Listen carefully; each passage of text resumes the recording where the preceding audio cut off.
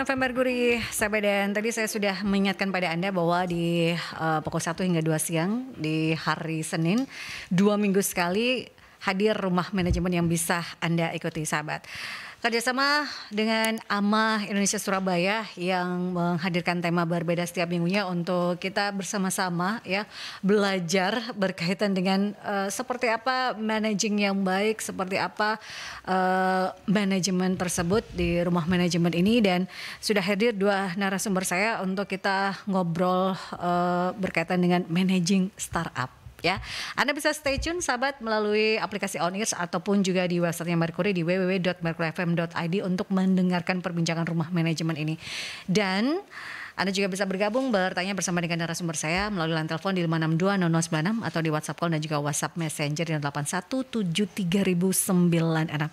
Saya langsung menyapa, apa kabar Ibu Catur Ermitayani, owner PT Anugrah Efrata Jaya Abadi, pengurus AMA Surabaya. Ketemu lagi, Bu. Ketemu lagi. Sehat Bu Catur? Alhamdulillah, puji Tuhan selalu sehat. Nah ini kita mengobrolkan sesuatu yang sekarang ini sedang ya up and down kondisinya. Nah kita pengen sharing bareng-bareng bersama dengan startup antusias dan juga akademisi yaitu Mas Yusuf Endora. Kita ketemu lagi Mas Yusuf, apa kabar? Apa kabar? Tapi dengan rumah yang berbeda ya. Sekarang ada di rumah manajemen gitu ya. Iya. Ya. Kemarin di rumah yang lainnya. Rumah yang lain gitu ya.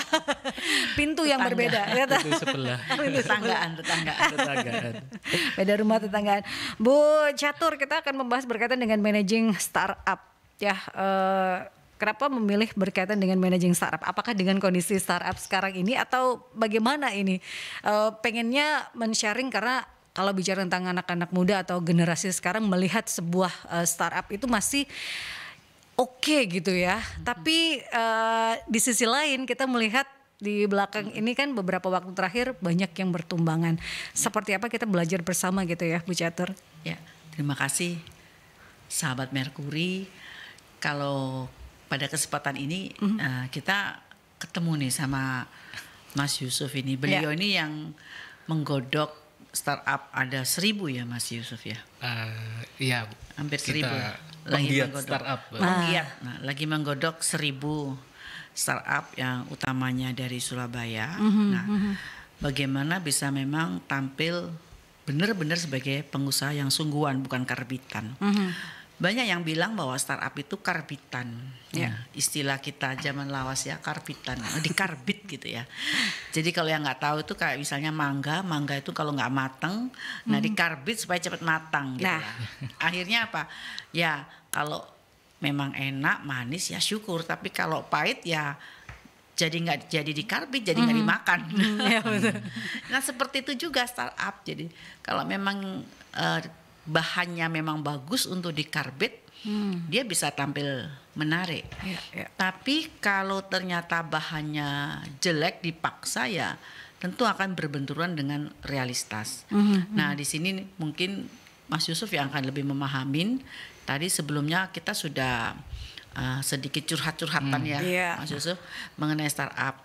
Karena image dari startup itu saya selalu tekankan kepada teman-teman. Bisnis itu tidak seindah proposal. Karena kalau di proposal kita masih bisa ngotak-ngatik data, ya kan? Analisanya seperti apa. Faktanya apa memang betul, ya. Salah satu misalnya sebuah toko franchise mengatakan omsetnya tuh harus 10 juta per hari. Kalau enggak itu kita enggak akan buka, enggak akan BIP gitu. Nah, ternyata begitu dia buka, ya hari ini bisa tidak ada 10 juta, baru 3 hari kemudian dia bisa dapatkan 15 juta. Berikutnya up down. Nah, gimana cara ngaturnya? Nah, ini yang contoh paling real ya. Apalagi yang startup, yang semuanya masih proyeksi, prediksi, estimasi. Nah, ini 3 kata-kata yang paling dekat dengan startup. Nah, dari 3 kata-kata ini yang bicara nanti faktanya berapa persen. Ya. Nah, karena apa? Orang beli bisnis itu orang beli fakta, Ya. bukan beli proyeksi saja. Nah, proyeksi yang bisa difaktakan itu yang akan menjadi nilai. Nah, ini startup itu bermain di situ sih. Ini konotasi saya. Ya. Makanya tadi kita sempat curhat-curhatan gitu loh. Ini startup sudah gadekan sawahnya orang tua. Ya. Habis gitu buat mimpi yang muluk-muluk, dapatlah investor. Nah, investornya pura-pura bego aja supaya biasa menguasai tanahnya. Begitu gagal ya sudah.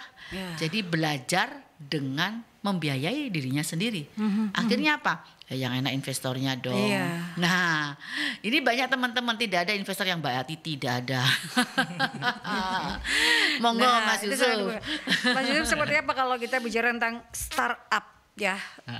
Persepsi terlebih dahulu mungkin ya Iya. Bu Catur ya, Oh, iya. berkaitan dengan startup itu. Persepsinya. Nah. Monggo. Tapi sedikit banyak apa yang saya kemukakan tadi itu ini loh ya Pak. Ngena. Pernah kejadian seperti Oh itu. iya, banyak Bu. Nah. Ya, Banyak, iya. kejadian. Makanya saya bilang tidak ada investor yang baik hati. Gitu. Iya Bu. Monggo Mas, silakan Mas. Kalau bahasa sekarang apa? No freelance ya. Ya betul. Freelance. Kalau kita dikasih makan pasti ada Iya. maksudnya gitu. Betul. Jadi kalau kita ngomong terkait startup sendiri, memang Indonesia itu masih kekurangan startup. Karena itu sebenarnya tim saya kita bekerja ini berafiliasi dengan Kominfo. Kita mitranya Kominfo untuk menyelenggarakan program namanya 1000 Startup Digital. Sebenarnya 1000 Startup Digital ini udah mulai jalan di tahun 2016. Ya. Nah, di tahun 2016 itu kita memang gencar untuk menumbuhkan startup baru. Nah, teman-teman muda ini kan pada hari ini kan ide-idenya kreatif semua. Ya. Ide-idenya kreatif, mereka anak-anak pintar, apalagi generasi milenial sama generasi Z ini ya, yang memang pola pikirnya itu luar biasa, cerdas gitu.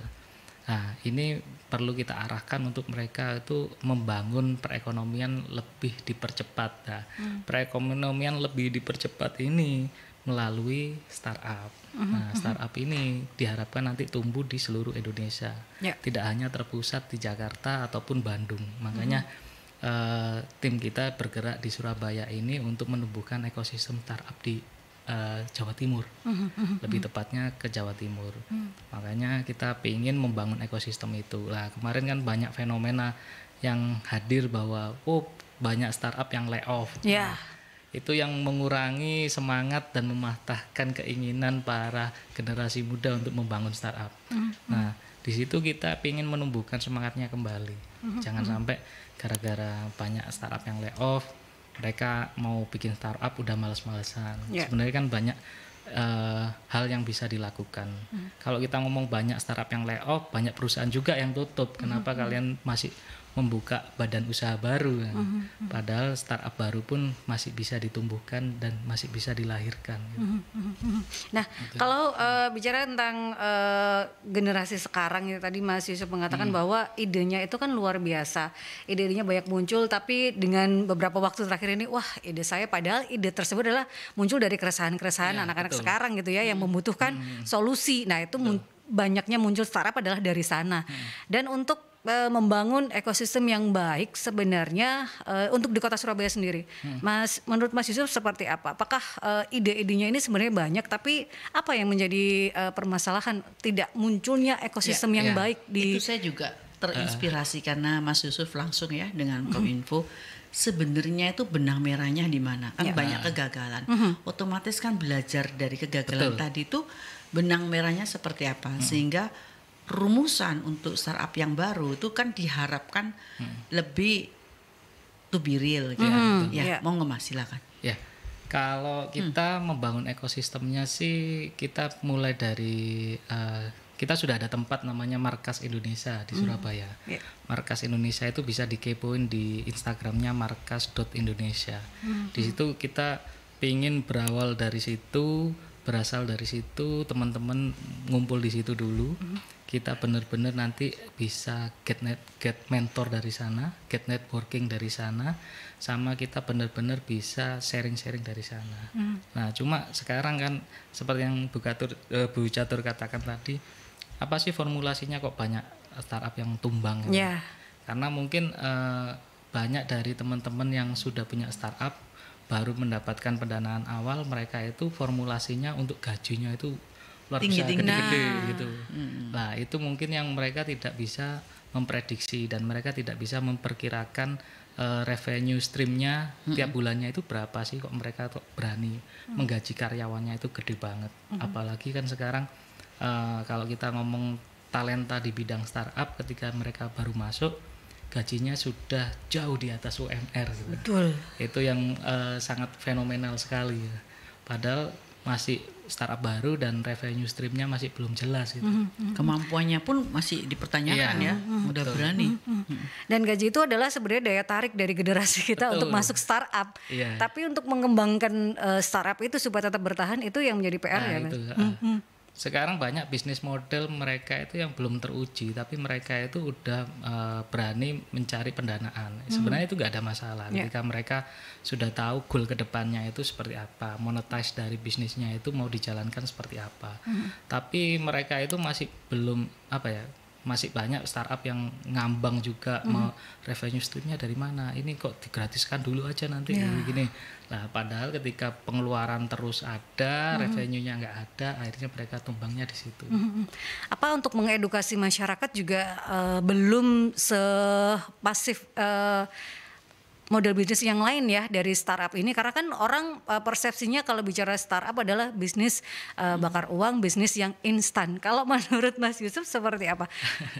Soalnya dari awal memang mekanisme di startup itu kan mereka sering jual valuasi ya. Jadi valuasi dari perusahaan kita itu seperti ini Pak. Makanya mereka mengandalkan uang dari investor untuk dibakar uang lagi. Nah, sedangkan benar-benar dari revenue stream mereka yang organik itu masih belum ada gitu. Sedangkan mereka itu jalan sampai detik ini pun mereka menggunakan uang dari investor. Bahkan startup sebesar Goto sekarang pun itu masih mengalami kerugian gitu. Meskipun mereka sudah IPO ya. IPO pun sekarang yang nyangkut banyak. Memang kompleks ya Mbak. Kalau saya amatin sih kenapa muncul budaya seperti itu. Nah, teman-teman ini memanfaatkan atmosfernya. Tapi kurang untuk strategiknya, sehingga nggak sadar itu uangnya investor. Tapi kalau itu uangnya sendiri, pasti dia akan lebih bijak. Betul. Kalau itu bukan uang investor, pasti akan lebih bijak. Dan kebanyakan kalau di uangnya investor, itu kan pasar uang. Nah kalau pasar uang itu mekanismenya kan banyak. Mau pakai instrumen apa, mau masuk instrumen apa. Sehingga teman-teman itu mengandalkan keahlian dalam hal ini, keahlian investor untuk membuat instrumen-instrumen itu. Sehingga mereka sendiri yang bekerja di situ keasikan. Nah ini yang menurut saya juga ya Mas Yusuf ya, nggak sadar gitu loh. Nah akhirnya begitu instrumen itu nggak jalan dan argo realnya ada, ya sudah terimbas semua, tercabut semua dari akarnya. Jadi saya sendiri juga ngalamin sih ya hal-hal seperti ini. Saya tuh sebenarnya lebih tertarik untuk Mas Yusuf kalau misalnya dari binanya Mas Yusuf itu atau membina itu untuk startup yang memang arahnya itu ke sustainability, go green, yang lebih banyak ke hasil pertanian. Nah, kenapa? Karena memang ini yang akan dibutuhkan oleh seluruh dunia menghadapi krisis global dan segala macamnya yang memang nantinya itu sudah diperkirakan beberapa komoditas itu akan hilang karena ada global warming, sudah nggak panen lagi karena perubahan iklim, kayak gitu. Itu sebenarnya yang menurut saya investasinya itu, investor untuk startup itu tidak dialokasikan sebagai investasi, tapi itu dialokasikan sebagai biaya penelitian. Nah, saya nggak tahu nih, silakan monggo. Itu di dalam pemikiran saya, karena hal-hal seperti ini kalau kita tidak sedia payung sebelum hujan, ya akan sakit itu. Makanya mungkin teman-teman startup kan sekarang itu ketika mereka baru mendapat pendanaan awal, lebih tepatnya mereka itu kayak berpesta pora. Lebih berpesta poranya itu mereka punya pakem yang menurut mereka itu udah ideal dan menurut mereka benar gitu. sedangkan mereka itu kan teman-teman masih muda, masih muda, belum punya pengalaman, terus mereka punya idealisme yang tinggi, terus mereka tidak belajar pada seniornya seperti itu. Makanya kalau dari kita sendiri kan kita ada program namanya Sekolah Beta, yang dimana itu kita ingin teman-teman yang pelaku startup, ayo kita belajar bareng-bareng di sini. Kalau kalian mau mendatangin mentor A, mentor B, mentor C, ayo kita datangkan. Makanya kalau di Sekolah Beta itu kita setiap minggu sekali kita hadirkan pembicara atau speaker yang memang mereka itu para pelaku startup nasional dari Jakarta, dari Bandung, terus ada pembicara lokal yang dari Surabaya seperti itu. Itu bisa diikuti seluruh warga kota Surabaya saja atau seperti apa untuk menciptakan 1000 startup ini kan PR juga gitu ya? Betul. Seperti apa Mas Yusuf? Kalau yang mau ngikut sih silakan siapa aja. Jadi kita itu prinsipnya kan bukan hanya pelaku startup, tapi teman-teman UMKM juga bisa masuk dan join di sana. Kalau kita ngomong di startup ya, ini akan berkaitan dengan Sekolah Beta. Di startup itu ada 3 komponen terpenting. Yang pertama itu namanya hacker, hustler, sama hipster. Nah, hacker itu yang berhubungan dengan pemrograman. Jadi orang-orang yang membuat websitenya, membuat aplikasinya, itu namanya hacker. Terus ada yang namanya hipster. Hipster itu lebih ke desainnya. Jadi kayak user interface-nya seperti apa, user experience-nya seperti apa, desain aplikasinya, desain websitenya, itu tugasnya di hipster. Terus ada yang ketiga yang tidak kalah penting adalah hustler. Nah, hustler itu yang harus memikirkan bisnis ke depannya seperti apa. Nah, 3 komponen ini yang kita jadikan 3 kategori kelas tiap minggunya dan akan berbeda-beda. Nah, ini tiap minggu kita lakukan. Jadi bergantian, di minggu ini kebetulan ada kelas hacker, minggu depan kemungkinan ada kelas hustler, 2 minggu lagi kelas hipster. Dan ini sebenarnya kalau dikolaborasikan dengan usaha-usaha tidak hanya yang istilahnya startup tapi UMKM juga bisa. Itu akan meningkatkan nilainya gitu ya. Karena kan banyak pelaku UMKM yang juga tidak paham berkaitan dengan hacker seperti apa, kemudian hustlernya seperti apa, ataupun juga hipsternya ini seperti apa. Karena kan perkembangan, kita bicara tentang perkembangan berkaitan dengan startup ini, sahabat. Tapi sebelum kita ngobrol lebih jauh lagi, saya akan ke jeda iklan terlebih dahulu ya. Saya mengajak Anda untuk bergabung, bertanya bersama dengan 2 narasumber saya. Ada Mas Yusuf Pandora, akademisi dan startup entusias. Kemudian ada Bu Catur Ermita Yani, owner PT Anugrah Efrata Jaya Abadi, pengurus AMA Surabaya, di perbincangan Rumah Manajemen di 081 73.096 atau di WhatsApp call di line telepon 562 0096 ya. 96 FM Merkuri, sahabat, dan masih di perbincangan Rumah Manajemen ya, bersama dengan Ibu Catur Ermita Yani, owner PT Anugrah Efrata Jaya Abadi, pengurus AMA Surabaya, dan juga startup entusias dan juga akademisi Mas Yusuf Pandora berkaitan dengan managing startup. Kita tadi sudah persepsi startup itu seperti apa, kemudian sedikit membahas berkaitan dengan kendala, tapi saya pengen juga menanyakan, kita bicara tentang kota Surabaya yang bisa dikatakan metropolitan kedua lah ya di Indonesia. Tapi kenapa ekosistem kita kalau bicara startup itu belum gaung gitu loh Mas Yusuf? Kenapa? Kebanyakan memang startup itu tumbuhnya dari Jakarta maupun Bandung ya. Banyak startup yang sudah unicorn bahkan lahir di Bandung gitu. Surabaya startupnya apa? Itu kan yang jadi pertanyaan. Ada sebenarnya startupnya Surabaya, cuma tidak semarak di Jakarta maupun Bandung. Nah, teman-teman di Surabaya itu banyak kendala. Yang pertama mungkin dari kita kalau dari tim kita yang ada di markas itu lebih masih mencari startup yang ada di Surabaya itu apa aja sih. Monggo datang ke tempat kita namanya markas. Mereka itu lebih kayak jalan sendiri-sendiri. Tapi ada juga startup yang lahir di Surabaya dan itu sudah punya revenue stream yang bagus juga ada gitu. Yang gagal juga ada gitu. Nah, kendalanya di mana? Kendalanya itu mungkin dari tempat. Ketika sekarang udah ada tempatnya, monggo teman-teman startup ngumpullah di markas ini.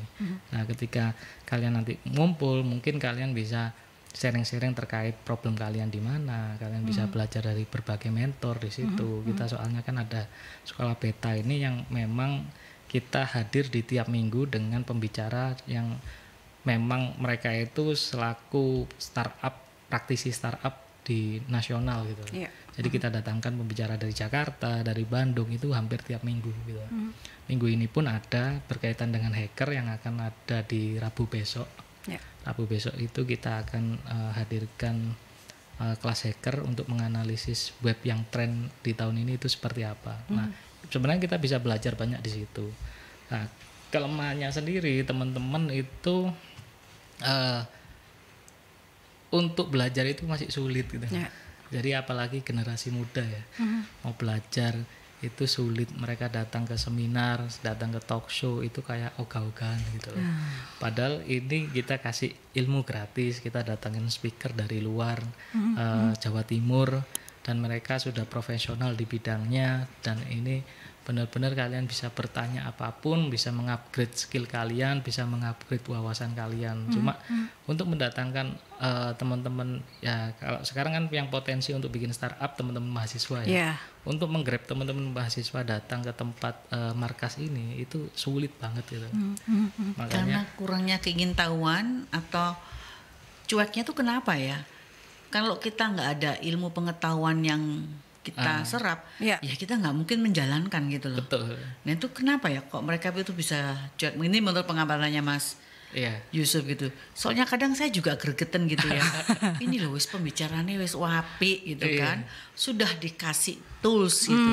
Tapi malah teman-teman tuh ya itu tadi cuek gitu loh.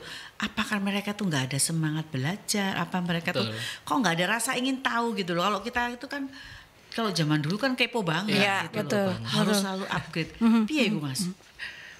Sebenarnya memang kan kita nggak harus belajar dari satu mentor dan harus belajar dari satu buku ya.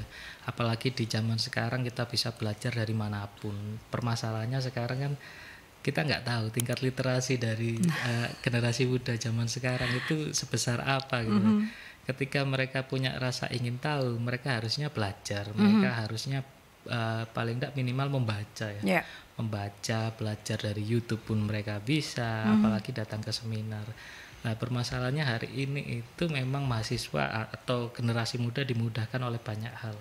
Banyak hal itu ketika mereka bikin tugas untuk kuliah, mereka dengan gampang dan dengan mudahnya ChatGPT. Dan itu selesai gitu. Apalagi kalau dosennya masih konvensional ya. Oh ya wes dinilai bagus selesai. Kalau dosennya udah pinter, mereka bisa menganalisis itu hasil AI atau enggak gitu. Tapi permasalahannya kan dosennya juga masih konvensional. Ketika dapat jawaban itu ya udah dinilai bagus selesai gitu. Ya, gap zaman gitu ya. Gap berkaitan dengan digitalisasi, perkembangan zaman, gap generasi yang memang menjadi permasalahan. Tapi kalau bicara tentang startup ini kan banyak kan, tadi juga Mas Yusuf mengatakan anak-anak mahasiswa gitu ya. Karena kan memang banyak yang muncul startup itu dari mahasiswa itu sendiri kan, dari obrolan bersama teman, terus keresahan-keresahan mereka. Itu yang menjadi permasalahan. Nah, kalau bicara juga terkait dengan hal tersebut, di kampus-kampus kan juga ada kayak bantuan seperti tidak hanya pengembangan usaha atau apapun dari mahasiswa itu sendiri. Apakah itu bukan bibit-bibit untuk startup itu muncul dan berkembang, Mas Yusuf, kalau di lingkungan mahasiswa itu? Kalau di lingkungan mahasiswa, kalau di dunia kampus ya lebih tepatnya banyak memang bantuan dari pemerintah yang sifatnya itu misalnya kayak program karya ilmiah mahasiswa kayak gitu, terus program entrepreneur yang dapat beasiswa gitu. Saya juga salah satu orang yang mendapatkan beasiswa entrepreneurship ketika mahasiswa. Nah, setelah beasiswa itu cair, bisnisnya juga ikut mencair. Jadi itu hanya kalau programnya selesai ya bisnisnya juga ikut selesai. Dan mungkin yang harus dipikirkan sekarang itu bagaimana menjaga kesinambungan hal itu. Itu. Makanya ketika mereka sudah lulus, mereka sudah nggak punya kewajiban lagi kan di kampus. Uangnya pun udah cair, mereka sudah menikmati hal itu. Bisnisnya mau jalan, wah males lah. Gitu. Itu ada contohnya nggak ya Mas Yusuf? Kira-kira yang ada yang jalan tuh bisa nggak dikasih contoh? Oh ini awal idenya seperti ini, ternyata bisa mendapatkan hal seperti ini, terus tools yang digunakan apa? Kira-kira punya contoh nggak yang kita bisa share ya? Kalau dari startup sendiri itu ada Bu yang contohnya yang sekarang baru jadi unicorn namanya Evisery ya. Evisery itu dapat pendanaan sekitar 200 triliun. Oh. Ya. Pada Yang bulan perikanan lalu. itu ya? Ya, yang perikanan. Episode. Sebenarnya itu bisnisnya simple banget. Dia itu alat kayak memberi makan kepada ikan cuma terjadwal gitu. Yeah. Cuma memang revenue streamnya dia jelas gitu. Dia tidak menjanjikan apapun, dia hanya ini bisnis alat memberi makan ikan. Tapi ketika dia jual ke peternak ikan, itu memang bisa membantu mereka efisiensi secara waktu, efisiensi secara pemberian pakannya. Pada akhirnya itu yang menarik investor masuk. Dan sekarang pun mereka lebih masif lagi untuk mengembangkan dan bersosialisasi ke para petani ikannya ini. Ya. Kita ke penelpon terlebih dahulu. Selamat siang Mercury. Selamat siang. Selamat siang Mas Dewa, silakan. Ya, saya mau komentar. Yang pertama adalah biasanya banyak orang yang nggak paham itu startup itu apa ya. Tadi udah dijelasin memang ya. Tapi kadang ada yang mikir tuh, banyak yang tahu bahwa startup itu adalah suatu produk digital. Jadi Mas Dewa, kayak sebentar, contohnya- feedback boleh dikecilkan. Dikecilkan apanya? Kan lagi dengerin juga ya, jadi monitornya boleh Udah. dikecilkan. Ya, oke. Udah. Ya, Masih feedback? enggak, sudah lumayan. Oke, silakan Oh, ya. dilanjut. Jadi kan banyak yang orang ngomong startup itu yang dikira itu kan produk digital, seperti contoh marketplace yang bikin kayak yang warnanya kuning, warna hijau, ada lagi yang ojek online. Jadi ada yang berbau digital gitu. Jadi orang mikir oh startup itu digital. Nah, kadang cara berpikirnya gimana sih? Startup itu apakah suatu ide UMKM? Apakah produk digital yang menyelesaikan suatu masalah atau apa gitu loh? Karena apakah harus bikin CV atau PT itu kadang kerancuan dari ya anak muda mungkin udah paham kan sekolah ya. Kalau orang-orang yang sudah usaha gitu terus startup apa iki? Arek nom tok iki. Nah, itu kan bingung kan? Itu harus jelasin lagi walaupun tadi udah dijelasin, tapi kan nggak semua pendengar Mercury itu mahasiswa semua gitu ya. Yang kedua adalah saya sangat punya pola bahwa kenapa startup ini banyak yang kolaps ya, kolaps juga kolaborasi ya, kolaps hancur ya. Yang pertama adalah mereka setelah sukses itu nggak mau berjaring lagi gitu loh, padahal sebenarnya startup itu kan harusnya kan saling berkolaborasi, berjejaring, selalu tidak puas dengan apa yang dicapai gitu loh. Yang lihat aja beberapa yang sukses itu akhirnya sekarang waktu sukses di COVID sekarang udah mulai tumbang semua gitu. Jadi sepertinya mereka udah untung di awal ini betul tumbang, udah cut udah kita bikin lagi yang baru. Sepertinya nggak mau melihara gitu loh. Jadi ya kenapa mereka nggak mau melakukan itu gitu loh. Menurut saya begitu sih, bukan karena dana aja sih. Kalau dana sih pasti ada sih, cuma karena mereka sudah individual, egoistis, selalu merasa bahwa idealis, ya udah ngapain, kita udah berdiri, kita udah sukses kok. Padahal lupa dulu itu dia ngemis, meracu-racu, minta jejaring, tapi setelah sukses lupa gitu loh. Menurut saya begitu sih. Terus saya sangat pengen banget pertemuan antara bagaimana bagi si pemodal pertama, itu punya uang tapi gak punya ide. Terus ada lagi si punya ide, aku punya ide ini, itu out the box banget, tapi aku gak punya duit. Dan aku gak bisa cara implementasinya. Contoh, aku punya masalah solusi ini gimana ya, nah itu kan harus diakumulasi dalam digital. Nah bidang digital kan ketemu bisa gitu loh. Jadi kan 3 lini terus ditemukan gitu. Aku nggak ngomong pemerintah ya, 3 lini adalah pemodal, ya terserah orang mau bikin investasi, patungan, go public. Aku punya uang nih, aku mau investasi startup apa ini ya. Nah startup ini juga pelakunya siapa aja ini? Oh aku bagian teknisi, bagian IT, bagian ini, itu dipertemukan. Lalu aku punya ide apa ini? Wah ini ada solusi nih kalau mainnya kita mau jualan harusnya gini. Wah idenya apa ini gini. Udah langsung diapresi 3 poin itu. Tapi pertemuan ini tidak pernah ada, apalagi rata-rata pemilik modal itu orang-orang tua, senior, orang-orang yang sudah punya kekayaan lah, punya ide anak muda.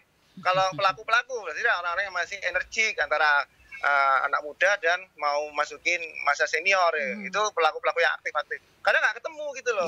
Nah, itu gimana ya kalau di sekolah luring itu ya? Saya pikir begitu ya. Terus ini penekanan untuk tiap pertemuan. Saya selalu menemukan di Surabaya dimanapun, Indonesia khususnya, semua lah. Nggak hanya di luar masih oke lah, toleran. Tiap pertemuan startup, pelatihan, seminar, lihat aja. Tiap ditanya, sudah kenal siapa? Tidak ada yang mau jawab kenal. Karena apa? Saya kenalan di sebelah saya aja, mereka introvert banget. Diem-dieman, kayak berjaga jarak. Baru duduk aja udah di kursi ditarik, dipisah-pisahin. Sepertinya, najis banget ya kamu deket sama aku. Aku pikir, kok gila ini orangnya. Gimana Anda menjadi startup kalau baru pertemuan, pelatihan, udah berkelompok.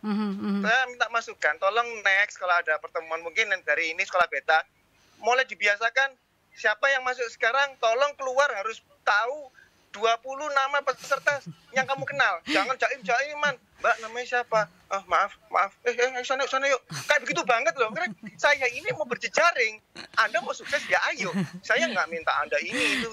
Kalau Anda suksesnya di busana, saya di pemasaran, kenapa nggak saling kolaborasi?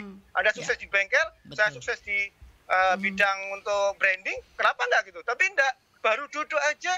Mbak dari mana? Surabaya. Jawabnya ketus banget. Oke lah, terima kasih. Jawabannya gak enak gitu. Jadi Anda mau jadi startup. Ini belum sukses udah bikin Daniel nanti jadi sukses ya. Kayak itu kolaps akhirnya. Setelah sukses gede, lupa temennya gak dijawab lagi. Udahlah kamu gak asik ini. Itu mungkin menurut saya. Terima kasih. Baik, terima kasih Mas Dewa. Ya itu sekaligus curhatan. Tapi realistis memang benar. Individualisme. Iya.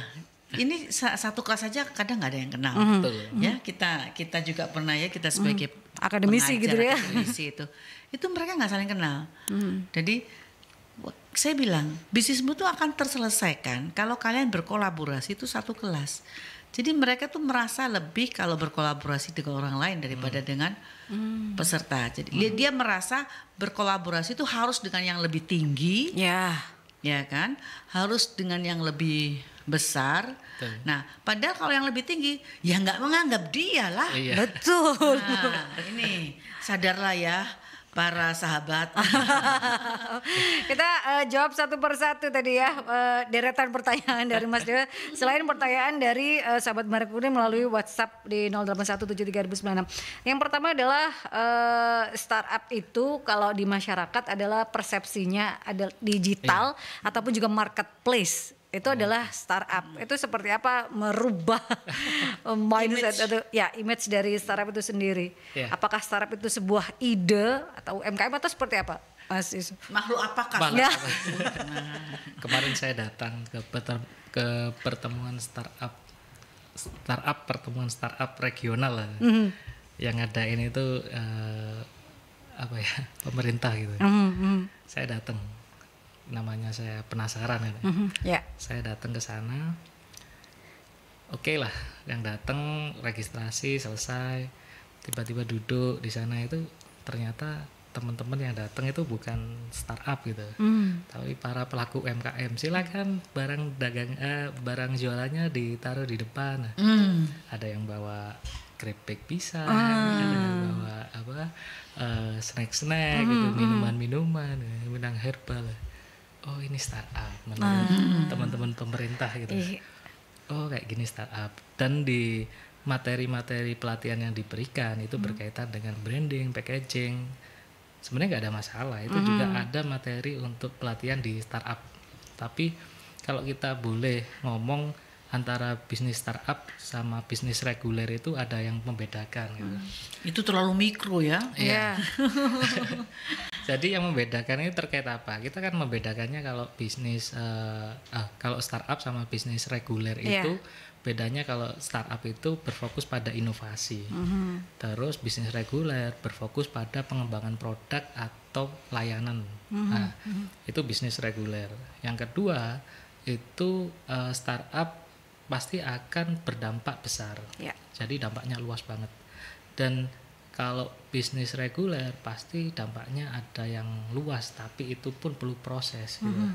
Di startup proses itu yang dipercepat. Nah, kenapa startup itu akan berbasis digital? Karena untuk mempercepat itu mereka perlu adanya digital.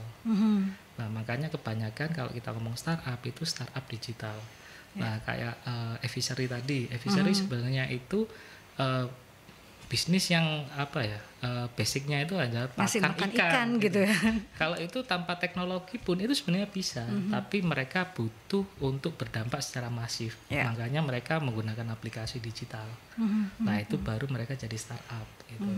Jadi kalau membedakan itu sebenarnya di sana. Kalau startup fokusnya inovasi yang berkelanjutan, kalau bisnis reguler lebih ke fokus ke produk, pengembangan produk, pengembangan layanan. Inovasinya itu boleh dibilang sebagai creative problem solving. Ya. Betul.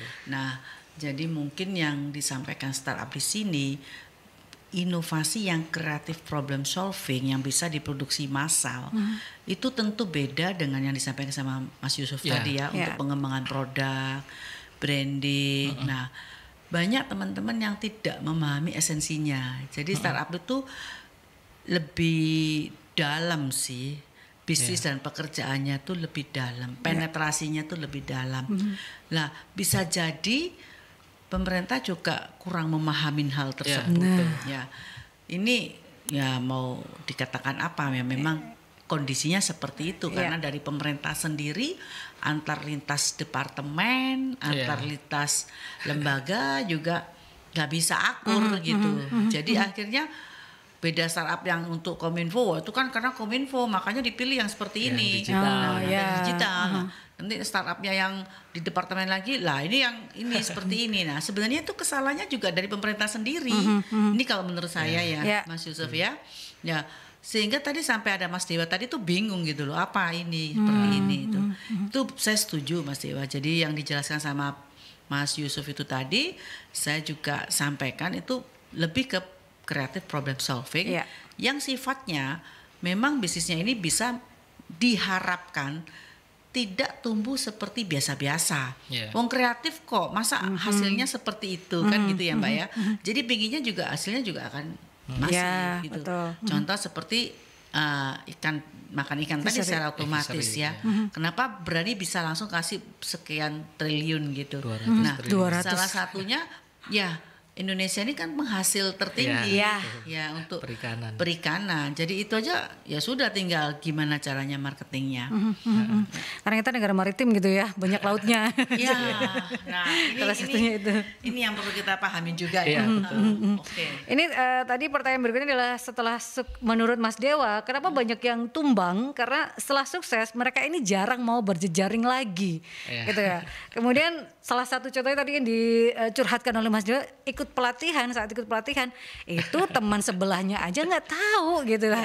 Itu dua permasalahan yang seperti apa? Mungkin bisa kasih insight ya Mas Dewa, kenapa mereka itu nggak berjejaring lagi. Salah satu sifat dari orang Indonesia secara kebanyakan tuh cepat puas. Dia tidak memiliki udah sukses ya sudahlah, dikasih segini ya kita bersyukur gitu. Jadi dia tidak berusaha mengembangkan menjadi perusahaan kelas skala dunia. Saya jarang banget gitu, begitu sukses selalu investasi yang tidak. Nah akhirnya apa, tidak ada relevansinya dan itu akhirnya menjadi aset mati. Nah ini saya kemukakan lagi, ini adalah dosa-dosa kita yang kita harus pahamin. Kalau kita ingin menjadi warga negara global citizen, kita harus berani memiliki perusahaan yang tingkat dunia dan itu harus dalam perencanaan. Nah kita tidak memikirkan hal itu keberlanjutannya. 100 tahun lagi untuk urusannya anak cucu sendirilah. Untuk 50 tahun lagi udah urusannya yang lain lah. Nah, jadi sebenarnya kita tuh tidak sayang dengan generasi yang akan datang. Jadi kalau kita itu egois, ya betul. Kita jauh lebih egois daripada orang yang egois. Nah, tetangga sendiri juga nggak kenal kalau misalnya di kompleks gitu kan. Nah, paling nggak kenal lah 3 salam dalam satu gang itu paling nggak minim kan 3 atau 5 gitu kan. Nah, sama mahasiswa pun juga seperti yang tadi saya katakan, karena image dari masyarakat berkolaborasi itu dengan orang yang lebih tinggi. Nah sehingga pada saat pelatihan itu kan banyak yang nyamar. Ada orang yang pandai memanfaatkan pelatihan, ada orang yang merasa sebagai sekedar datang aja, formalitas gitu ya, memuaskan diri sendiri aja nggak bisa kan. Itu pelatihan kan harus mengosongkan gelas ya Mas Yusuf ya, supaya kita juga bisa tahu itu salah satu kenapa tidak efektif. Nah, monggo Mas Yusuf, Silakan, Mas silakan diteruskan. Ya seperti itu sih. Sebenarnya kalau kita belajar ya dari banyaknya startup yang tumbang itu bukan karena mereka tidak mau berjejaring lagi sih. Kalau memang berjejaring itu memberikan banyak impact positif pada kita. Salah satunya memang ketika kita punya masalah ataupun kendala, kita punya temen sparring partner buat sharing gitu.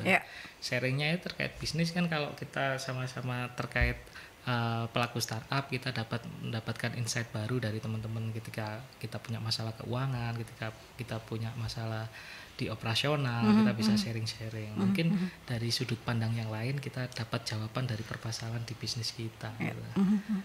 Tapi memang saat pelatihan di menciptakan 1000 startup ini ada juga nggak sih yang seperti yang diceritakan oleh Mas Dewa, sesama anggota yang ikut pelatihan gitu ya Mas Dewa? Katakan ya? Kalau kita ngomong berjejaring memang tergantung dari personalnya masing-masing ya. Kalau saya selalu tiap kanan kiri tak ajak ngobrol. Saya itu orang yang nggak tahu malu gitu. Jadi tiap orang tak ajak ngobrol, entah itu nanti orangnya lebih penting atau orangnya biasa-biasa aja, saya nggak peduli gitu. Karena prinsip saya ketika kita punya banyak teman, rezekinya juga insya Allah banyak. Itu. Mungkin bisa juga gini ya, kenapa teman-teman ini sekarang lebih egois ya, karena kan komunikasinya tuh kan sekarang komunikasi by medsos. Betul. Jadi dikirain kebatinan. Iya, apa kabar? Kalau kita nggak menyapa ya nggak bisa. Betul. Itu juga salah satu sebab. Jadi kayak semacam kurang peduli itu jadi semacam telepati. Ya, akhirnya jadi habit tidak hanya untuk kebiasaan yang di rumah atau lingkungan, tapi di lingkungan bisnis pun itu akan menjadi habit untuk generasi gitu ya. Diaplikasikan dalam komunikasi offline. Nah, ini yang salah satu menjadi penyebab distorsi begitu banyak masalah. Permasalahan itu tidak terselesaikan karena pola komunikasinya tadi. Nah, itu salah satu kenapa menjadi tingkat kesulitannya tinggi. Ini pertanyaan dari Rizky Supriyadi di Geraha Mukti, apa saja dukungan pemerintah pada startup di Indonesia? Adakah bantuan permodalan? Nah, seperti apa Mas Yusuf? Sepengetahuan dari Mas Yusuf lah ya, gitu ya. Kalau permodalan banyak sih, jadi banyak dari berbagai kementerian ya, nggak hanya dari Kementerian Kominfo ya. Tapi ada Kementerian Pendidikan, juga ada Kementerian Perdagangan yang memang mereka itu punya program di startup. Nah, itu biasanya mereka langsung bekerja sama dengan universitas, biasanya seperti itu. Nah, itu pun dengan berbagai seleksi dan penyaringan yang tidak mudah juga. Jadi teman-teman harus memang kalau kita ngomong startup punya bisnis yang kreatif dan solutif gitu. Jangan kalian mau jualan cireng terus dikatakan startup gitu. Apalagi sekarang kan di kampus ketika mereka mendapatkan mata kuliah kewirausahaan, ujung-ujungnya jodolan cireng gitu. Kalian yang mudah saja gitu ya. Startup gitu. Jadi startup pun kan ada banyak kalau beasiswa yang dari kementerian itu ada yang masih berupa bisnis konsep, ada yang sudah jalan minimal 3 tahun, ada yang di atas 3 tahun, itu pendanaannya kan beda-beda. Kalian bisa ikut di startup bisnis konsep, jadi konsep kalian kalau memang kreatif dan bisa diwujudkan, nanti mungkin bisa dapat pendanaan ya. Nah, dari pendanaan awal ini kalian bisa mewujudkannya, kalian bisa hire seorang hacker, kalian bisa hire seorang hipster, jadi aplikasinya bisa jadi minimal nyampe situ dulu, terus ikut pendanaan lagi, itu nggak ada masalah sebenarnya. Ide-ide yang istilahnya problem solving tadi yang seperti dikatakan oleh Ibu Catur. Jadi keresahan-keresahan apa sih yang ada di sekitar kita, itulah yang harus menjadi sebuah startup yang solutif gitu ya. Intinya kan kayak seperti Evisery memberi makan dengan ukuran yang sama, waktu yang tepat gitu ya. Itu hanya ini kan ikan ya. Ikan. Indonesia ini kan paling suka bebek dan ayam. Itu gimana caranya? Menciptakan aja suatu alat yang bebeknya tuh nggak susah-susah. Yang takarannya sesuai gitu ya. Karena industri bebek dan ayam di Indonesia tinggi. Apalagi di Surabaya ya, penyetan kan banyak gitu ya. Kita ke jeda iklan terlebih dahulu ya sahabat, sebelum kita ke segmen terakhir di perbincangan Rumah Manajemen. Tetap stay tune di 96 FM Mercury ya. 96 FM Mercury, sahabat ya, sudah tidak banyak waktunya, tinggal sekitar 7 menit saja, tapi masih ada beberapa pertanyaan. Tadi terakhir dari Mas Dewa, adakah seperti kayak ruang atau wadah pemodal, pengide dan juga teknisi ini bisa berkumpul dan bertemu gitu Mas Yusuf, supaya mengembalikan lagi minat-minat startup gitu kan ya. Ada yang punya ide tapi nggak ada modal, teknisinya juga enggak gitu. Seperti apa Mas Yusuf? Paling sederhana yang bisa saya katakan dan bisa saya jangkau juga, buat teman-teman startup yang ngumpul di markas dulu aja gitu. Nanti dari situ ekosistem kita kan pasti berkembang, terus jejaring kalian juga pasti berkembang. Dari situ kita kan juga nggak tutup mata, kita juga kan terafiliasi dengan Kominfo. Dan itu banyak program yang bisa kita ikutin di sana. Dan alamatnya disebut dong. Oh ya, di Sido Sermo 2, Kafling F nomor 106. Sido Sermo 2, deketnya Plaza Marina. Sido Sermo 2, Kafling F nomor 106. Nomor 106. Markas Startup Indonesia. Markas Indonesia. Kalau Instagramnya markasindonesia.indonesia gitu ya. Markas.indonesia. Markas.indonesia. Oke, itu Instagramnya sahabat ya. Dan ini ada pertanyaan dari Mas Jeffrey. Katanya persaingan bisnis startup itu sangat ketat. Seketat apa persaingannya untuk saat ini? Dan bagaimana cara untuk menghadapi persaingan ketat di startup? Ini kan juga bisa menggugurkan minat-minat startup. Ya betul juga sih ya. Seperti apa Mas Yusuf? Kalau persaingan di bisnis pasti ketat ya. Kalian ngelamar kerja pun sekarang ketat ya. Untuk satu posisi yang ditempatin satu orang itu yang ngelamar hampir 10.000 kan. Itu banyak banget. Sama kalian dengan ketika membuat startup. Kalau kita membuat startup bahkan tidak seketat itu ya. Apalagi startup di Indonesia masih bisa dihitung gitu. Ketika kalian punya ide kreatif dan solutif, dampaknya masif ya, itu bisa menjadi solusi untuk startup. Makanya cari ide kreatif, solutif dan masif. Itu aja sih. Nggak usah ide-ide yang terlalu meribetkan gitu ya. Tapi Wiser ini loh memberi makan ikan itu aja. Makanya saya ganti memberi makan bebek sama ayam gitu. Karena kan tingkat kebutuhan bebek sama ayam itu kan tinggi. Betul. Nah, bagaimana bebeknya itu satu ukuran, nggak kegedean, nggak kebesaran, ayam juga nggak kebesaran, nggak kekecilan. Itu aja sudah bisa menjadi suatu hal yang solutif juga kan untuk pemenuhan gizi. Atau teman-teman bisa stunting ya. Sekarang ini kan banyak banget. Nah, stunting ini dulu kita ada gerakan makan ikan, ada gerakan macam-macam itu, tapi tidak mengurangi stunting secara signifikan. Ikan ternyata tetap mahal dan anak-anak lebih suka KFC daripada ikan. Betul.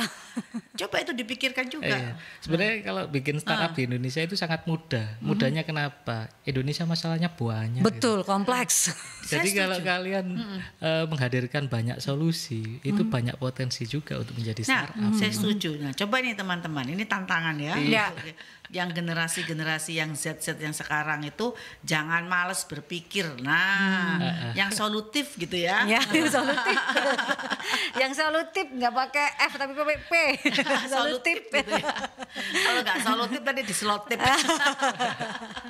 Jadi di akhir perbincangan Bu Catur dan juga Mas Yusuf, apa yang disampaikan closing statement berkaitan dengan managing startup. Kita pengennya adalah menumbuhkan kembali ya jiwa-jiwa startup, menggaungkan kembali supaya generasi-generasi kita itu lebih paham lagi terkait dengan tantangan-tantangan ke depan dan juga menjadi orang yang lebih solutif lagi gitu ya. Seperti apa Mas Yusuf dan juga Bu Catur, mungkin nanti akan ditutup oleh Bu Catur. Mas Yusuf. Sebelumnya numpang promo ya? Ya boleh silakan.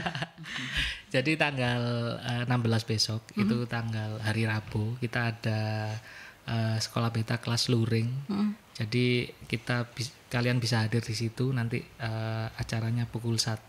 Nanti kita bahas kelas hacker di situ karena untuk temanya sendiri kita bahas tren website untuk tahun 2023 ini seperti apa sih yang cocok untuk digunakan bisnis seperti itu sih.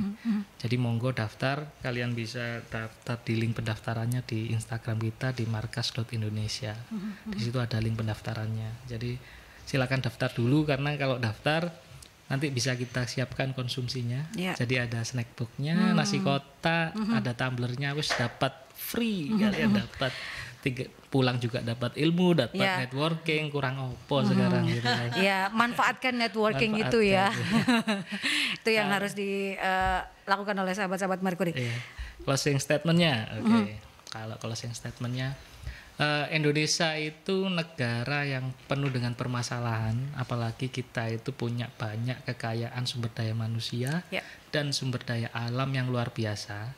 Jadi masih sangat berpotensi besar ketika kalian membuat startup gitu. Karena berbagai bidang di Indonesia ini perlu solusi yang kreatif dan solusi yang masif. Jadi ide-ide kalian itu sangat ditunggu. Jadi mulai dari sekarang. Jadi mulai berpikir secara kritis, inovatif, dan ide-ide kreatifnya harus segera ditelurkan gitu. Ya. Itu sih. Bu Catur, seperti apa closing statement berkaitan dengan tema kita hari ini? Ya, teman-teman, kalau Anda nggak bisa memanfaatkan sekarang, ya akan orang lain yang memanfaatkan. Kenapa? Silakan memanfaatkan sekarang. Kalau Anda tidak membutuhkan, ya pemerintah akan ganti haluan. Nah, ini yang dikhawatirkan. Nah, akan ada ide-ide yang lain lagi. Ide yang lain lagi itu belum tentu lebih mudah. Nanti grade-nya bisa lebih susah lagi. Kenapa? Ya, kalian tidak memanfaatkan gitu loh. Jadi statement saya, selama kalian masih pingin kerja mandiri, silakan Anda jadi tuan bagi diri sendiri. Anda harus siap menjadi solusi bagi banyak orang melalui startup ini. Dan terakhir, gabung dengan beta. Ya, karena dengan di kelas beta ya sahabat, segala kelas-kelas ini bisa diikuti. Siapa tahu juga pembicaranya dari AMA gitu ya. Bisa jadi. Bisa jadi gitu ya. Jadi semakin banyak ilmu, semakin banyak literasi-literasi yang diserap oleh sahabat-sahabat Mercury, juga semakin banyak juga bahan untuk mengembangkan bisnis, untuk membuat sebuah startup ataupun juga usaha dengan pembelajaran tentunya sahabat. Terima kasih untuk Bu Catur Ermita Yani, owner PT Anugerah Efrata Jaya Abadi, pengurus AMA Surabaya, dan juga Mas Yusuf Pandora, akademisi dan startup entusias, berkaitan dengan tema kita managing startup. Dan Anda sahabat bisa mendengarkan kembali perbincangan Rumah Manajemen di setiap hari Senin pukul 1 hingga 2 setiap 2 minggu sekali ya. Dan perbincangan ini juga bisa Anda saksikan kembali di YouTube channelnya Mercury, di Radio Mercury 96. Saya tutup perbincangan kita di siang hari ini. Terima kasih Bu Catur, terima kasih Mas Yusuf. Sukses selalu buat semua. Amin. Dan waktunya saya harus pamit undur diri juga. Stay safe, stay healthy, be happy, dan assalamualaikum warahmatullahi wabarakatuh.